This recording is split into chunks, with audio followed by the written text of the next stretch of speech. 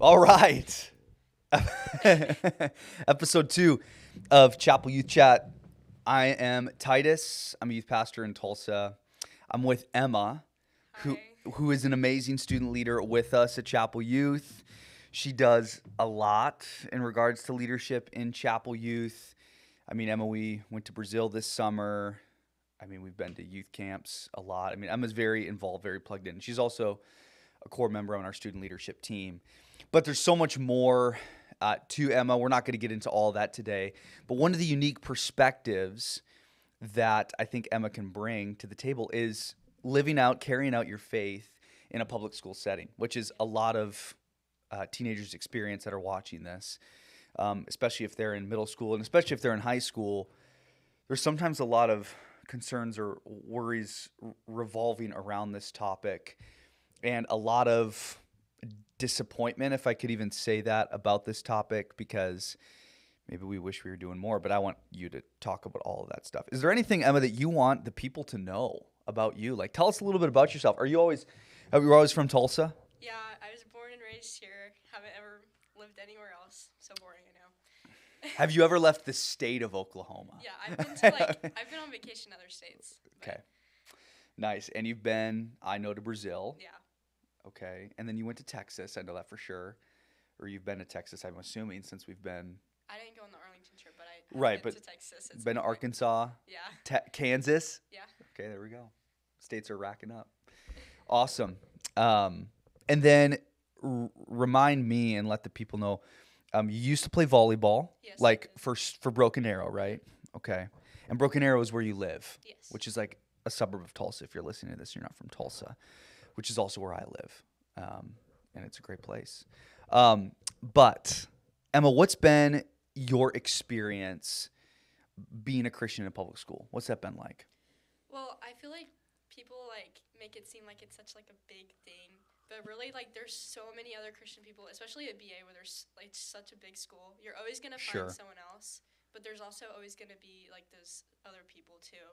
And I know we kind of live in like the Bible Belt, the more conservative area, Sure. and so it's not gonna be much of like a prevalent problem like with like the all the genders and all of the other things like in other places it isn't here, but it's still a problem in our schools today. Yeah. So. Did you want to touch on that at all? Like, do you see that problem? Because it's interesting you brought that up. Do you see that problem pretty widespread in your school? I mean, you said not as much as you might see like on the coasts or in Yeah. massive cities. But do you even see that in some of the ways that your classmates or the people that you go to school with think? Yeah, totally. Yeah. And it's like I have a current events class in one of my classes, so I hear a lot of opinions every day. Sure. You could say. I remember those classes. Yeah. And so I hear a lot of different perspectives on how people see religion and all of these other things. And it's just like it's kind of eye-opening, but it's also good for me to know how I can evangelize to people because I know how they're thinking. Hmm. And so if you actually stop to have like conversations with those people and like want to know their opinions and why they think that, it makes it so much easier to be able to evangelize to them because you know how to appeal to them. That's really good. So it's always not automatically coming with the negative, pessimistic, get away from me mentality, but like what I love that you're describing is more of this idea that, hey, I want to know you and understand you so I can ultimately share the gospel and share Jesus with you Yeah. because Jesus has changed your life. That's really cool. Um, do you have friendships at Broken Arrow that are both Christian friendships, like your other friends are Christians, and friendships that are with non-Christians? Yeah, I totally do. I have lots of Christian friends who go to church every single week or there all the time. Yeah. I have kind of some like toe in the water Christian friends or like Sure. I'll go with you to your events or I'll come sometimes. I'm a Christian, and then I have some other friends who like they're not Christian, they totally don't believe in it. They're like you're crazy, that kind of thing. But yet you're friends with them. Yeah. So then what do those friendships look like? Like, how do you navigate? Because I think most people listening to this and watching this are Christians. Yeah. They have friends with other Christians. They know what those friendships look like.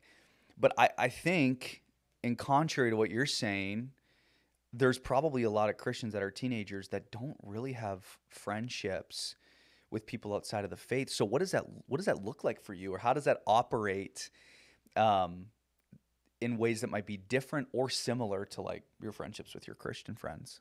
Well, I like to think like in the end of the day, they're all my friends, and I all care about them so deeply. And Yeah. it's like if these people weren't my friends, like I would be like heartbroken. Yeah. Like I care about them so much, and the way I'm like I see them all like equally. They're all my friends, but the way that it's different with my non-Christian friends is just there's a lot of things that I can't talk about with them. Hmm. And so like a lot of my like deeply rooted Christian friends will have like theology talks and we'll talk about like the Bible and things, but I can't really talk about that with my other friends. Yeah. That makes sense. Do you feel like you're having to determine in some of your conversations how far or how much you talk about God with your non-Christian friends? Like, not to like, you don't want to annoy them or you don't want to offend them. Like, how does that all work out? Or does it just kind of like come up naturally and then it kind of just goes away naturally? How does that work? I don't think I ever think about like offending a person, because when people get offended, it's because of the truth. And That's so good. That's a word. if you're not convicting them in their hearts and they're not being offended, then that's probably like you need to like push them more, but not like too much where they don't want to be your friend. But I always try to like, I don't want to be that person that's like the Jesus person, but I always try to bring Jesus into like conversations. Be like, oh, I'm going to church. I did this at church. I did that at church. Yeah. And there's like one friend, I'll always tell him like what I did at church. And he's like, oh, that's so cool. And so like, it's just like I try to bring him in. So if people want to pursue that more, I give them the opportunity to ask those questions. That's awesome. Because it's like that idea, right, of sowing the seeds. Mm-hmm. You never know. Like, you might be a part of reaping a harvest one day of some of those friends. You get to pray with them. You'll see the moment they come to Jesus, and you'll be right in front of them. Mm-hmm. And, I mean, there's probably even been situations, you know, since you've been in Chapel Youth, or I know certainly situations where I've seen that happen right in front of me, but I know I haven't been there for the most of their story. And then there's other friends that probably a lot of the friends that you have right now where you're the one sowing seeds. You're the one showing them who Jesus is. And then you might say goodbye to them when you graduate high school, and you might never hear from them again, but they might give their life to Jesus down the road, but it was because of the seeds that you sown into them 10, 15 years prior. And so I think that's such a cool testimony and has the long term in view, which I think is really, really, really good. Can you talked about it a little bit. Can you have life-giving friendships with non-Christians? I think the answer is yes, because like obviously I still care about these people, but I also think that you have to have you have to have good grounded Christians with strong faith in some point of like your life with your friends. Yeah. And so like, because if you don't have like someone who's grounded like with you, you can't really like, you don't have that safety to keep you grounded to Jesus too. Mm-hmm. And so you can still like have these life-giving friendships with other people, but I think you also need to have some Christian friendships, like not just in church, like in school too, because those are the people who are keeping you accountable. Yeah. For your actions, and they're telling you like, what would Jesus do? Would Jesus do that? And so it's so important to have those, but like you can obviously still have life-giving friendships. Like these people that I have that are non-Christian friends, if they graduate and I never see them again, I will like, I don't even know. I just like, they're such like a major part of my life. Yeah. And I don't know what I would do without them. Like they can still give me wise advice. They maybe can't touch on the topic of Jesus, but they can still be there for me in other ways. Yeah, that's really good. I like how you touched on still having Christian friends to hold yourself accountable. And like I've seen you do that. I know you go to like the FCA group every single week, where it's like a great touch point for some of those Christian friends where you can still be integrated with them, so you can still stay grounded and rooted, like the scriptures say. Yeah. I don't know the exact reference, but in Proverbs it mentions iron sharpening iron. So as one man or woman sharpens another. You know, it's a vital reality, especially when you are in the midst of a lot of relationships that maybe don't honor God. And on that, like, I think you answered the question great. You can have totally life-giving friendships with non-Christians, especially if you have Christian friendships that are rooted in God. And I think it honors God because of the potential that they can look at your life and and say like, hey, I want that to be a part of my life as well. So my question to you on that, is there any type of, and this might sound silly, but I just want to hear it from you to help out our listeners. Do you have any type of strategy or thoughts when it comes to sharing Jesus with others at your school or with some of these friends? Or is it less explicit, and is it just like, I'm gonna be Emma, and then they're gonna see God through that? I feel like there's a lot of different ways that I kind of bring Jesus in a conversation. There's like what I mentioned earlier, like I'll tell my one friend what I did at church. Yeah. And there was another instance at track practice the other day. I was talking with my like deeper rooted friends, and we were talking about how in God's eyes sin is all the same. Hmm. And so we were saying, because to some people who don't like listen to the Bible, like it sounds kind of crazy, like lying and murder is the same in God's eyes because they're all a sin. Yeah. And so while we were talking about that, the people were asking me like, "What are you talking about? What does that mean?" Hmm. And so I got to explain it to them. And that's like you just kind of have to talk about your faith and be yourself so people can like ask you questions about it. And there's like Yeah. in my current events class, we were talking about religion and other things, and this one kid was giving his opinion on why he doesn't like believe in Jesus, why he thinks it's like a joke. And I was kind of like poking at him and like, well, why do you think that?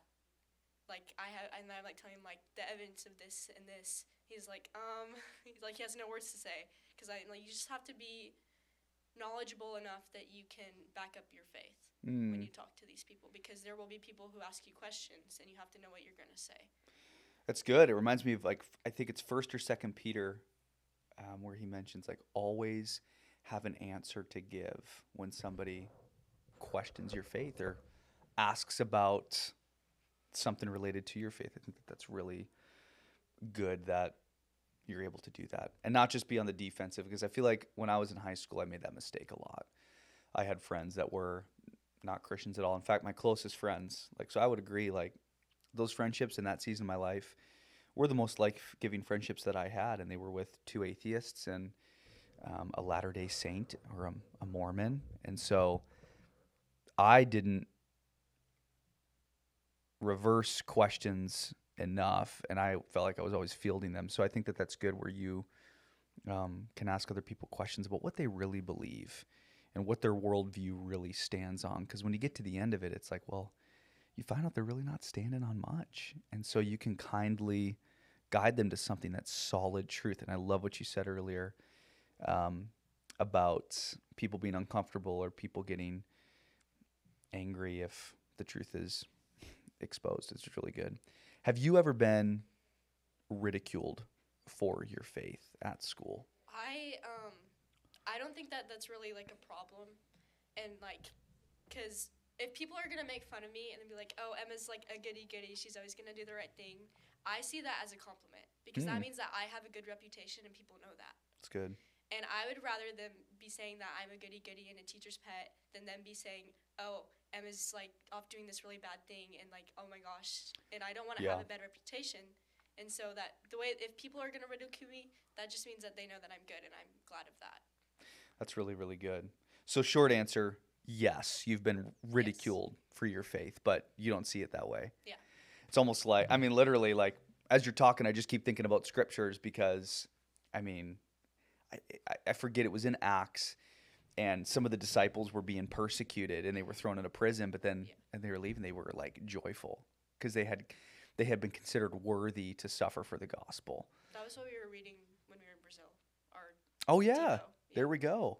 Yeah, so like that's like exactly kind of what you're describing. Obviously, you're not being thrown into prison. We understand that. But, you know, I think that's such a great perspective to have.